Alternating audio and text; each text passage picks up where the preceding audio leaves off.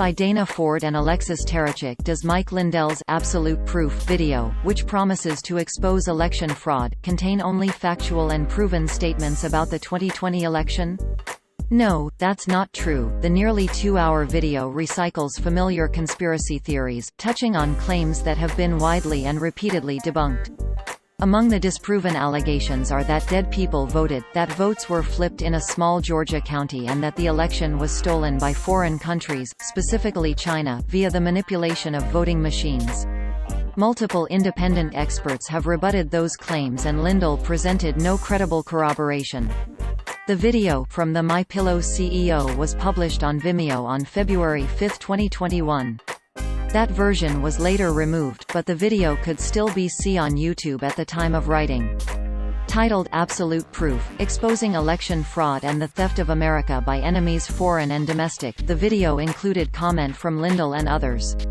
Toward the start of the video, he said, quote, "What you're going to watch during this show is 100% proof that the big thing was the theft by these other countries that came in to attack our country through these machines that are made to steal elections." End quote. Users on social media saw this title, description and thumbnail, quote, "Absolute Proof. This is Absolute Proof by Lindell Management on Vimeo, the home for high-quality videos and the people who love them." End quote. Contrary to Lindell's assertion, there is no credible evidence that proves the 2020 election was stolen. The purported proof held up by Lindell is, at turns, circumstantial, conspiratorial and just plain false. For example, he pointed to debunked data. Lindell said, quote, "All of a sudden, they brought me a piece of evidence that's 100% proof. It's like a print of inside the machine, of the timestamp that showed other countries attacking us, hacking into our election through these machines, and it shows the votes flipped." End quote. He's made this claim before. Lindell was referring to the contents of a discredited article, published by the American Report, which claimed it had evidence China, Russia and others hacked the vote. The article appears to rely on screenshots from an anonymously registered website that appears to feature a crude forgery of election data sheets. LED Stories covered that article and explained how easily the screenshots could be fabricated. See our reporting here. During the video, Lindell showed state charts that listed the number of ballots that he said demanded investigation, in places like Georgia, Pennsylvania and Michigan, all battleground states. The purported reasons were varied. Many of his claims have been debunked before, including the allegation that thousands upon thousands of dead people voted in Michigan. That's not true. State election officials have denied it and said that ballots of voters who have died are rejected in Michigan. See our previous reporting on the subject here.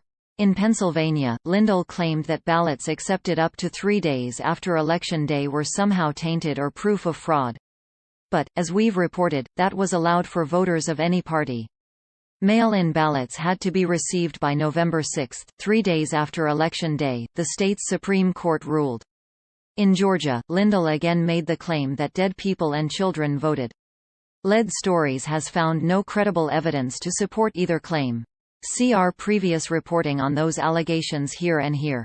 Also related to Georgia, Lindell interviewed a guest, identified as Colonel Phil Waldron, who made unsubstantiated claims about Ware County. He said that 26% of votes there were flipped from former President Donald Trump to President Joe Biden. As we've reported before, there was no experimental test run of voting machines there, and even the original poster of the information eventually conceded it was not true.